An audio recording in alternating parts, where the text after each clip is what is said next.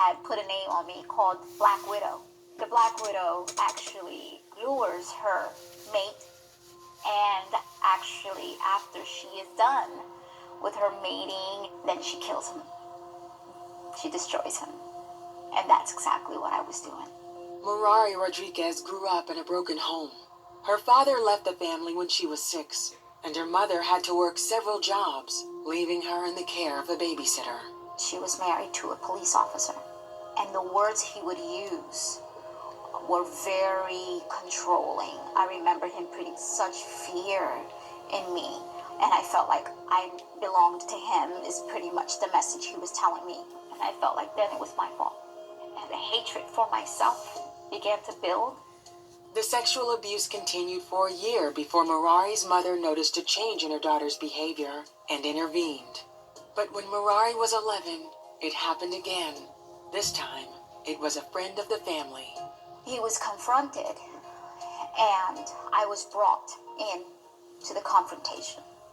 And he opened the Bible, and he put his hand on the Bible, and he swore. And I just remember looking at the Bible, and I just remember making the choice. God does not exist. And I decided I will never in my life want to hear God, the name of God, or anything about God ever.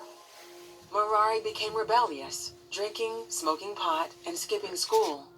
She endured a series of abusive relationships and had 3 children while still a teenager. I felt like I became a label. I felt like I had written all over myself. I'm fatherless, I'm alone, and I have no protection, so come and hurt me, use me, abuse me, because it just continued to happen everywhere I went.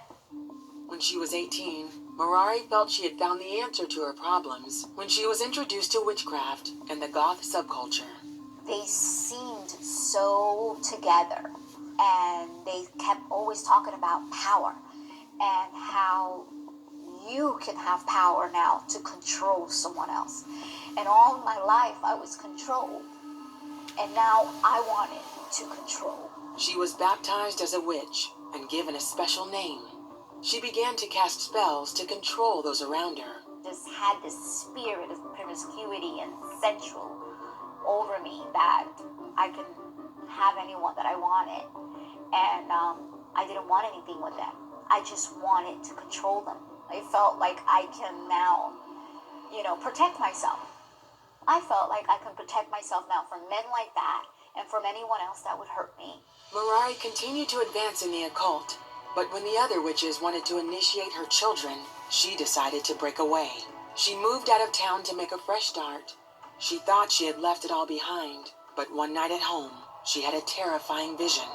I see this beast just standing in my yard, and it was a form of a lion, but he was awful looking. And I looked, and he opens his mouth, and I noticed someone is in his mouth. And so I yell out, "Oh my God, help! He's got someone in his mouth." And when he turned the person right before he's going to swallow, I looked, and I saw it was me. And I saw myself, and he began to squeeze, and I can hear my bones cracking, and I can hear myself gasping for air. And suddenly, right before, I can see blood just gush out of my mouth. And all I could do was, and I hear a voice. And he said, "Merari, I've been calling you for a long time. If you don't come to me now, he's going to kill you." And he said it one more time. But this time he said, "Daughter."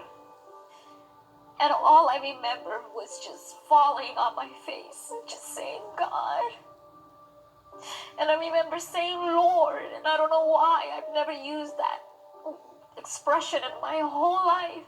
And I said, "Lord, please don't let me die. I receive you. I don't know you, and I'm sorry. But thank you for showing me where I was. And I just woke up, and my body, my spirit hit my body, and I knew that I just had the most incredible encounter with my Creator, and that He called me daughter. He was my Father. He was my Father. I never heard a man say daughter. Merari surrendered her life to Christ that night. I felt like different. I just felt clean. I felt something I'd never in my life. God just came for me. And when I learned some of the scriptures, I knew that He left the 99 for me. I was that one. And just amazing. But I knew I was different. I felt renewed. I felt free. With the help of a friend, Merari found a church and was baptized a Christian. She renounced her past involvement in the occult and has traveled overseas to share the good news of Jesus Christ. Her children are now grown, and she is married and mentors young women like herself, pointing them to the Savior who has taught her how to trust. I have no control. It's amazing how I had to relent everything. He allowed me for a little while to have control, and so He can teach me what was the difference. And so I learned, and He taught me little by little how to be a daughter, how to surrender, how to listen, how to discern. It's just amazing how He's so patient, because He allowed me to go through the process and help me through my own deliverance. I learned that God was my true Father, and there's no one that can replace Him. And He fulfilled me.